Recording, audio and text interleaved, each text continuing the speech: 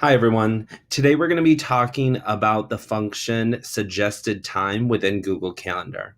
Now, before we start, if you do not have your working hours set up on Google Calendar, you may want to do that because that could cause problems when using this function.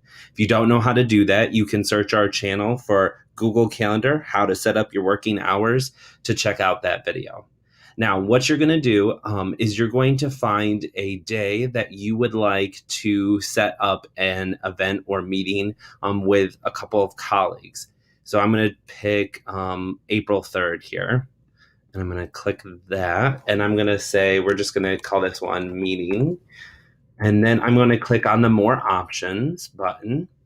Now, you want to add in all your guests first that are going to be attending this event or meeting. And then you'll notice right below your guests, you have this function right here called suggested times.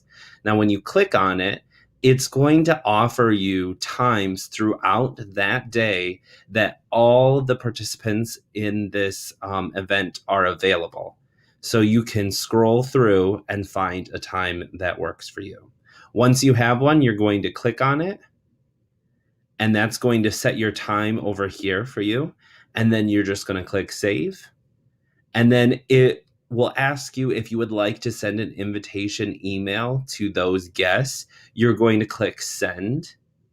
And if you have anyone outside of your organization, you may have to click invite external guests. And now it has set up that meeting time for you. All right.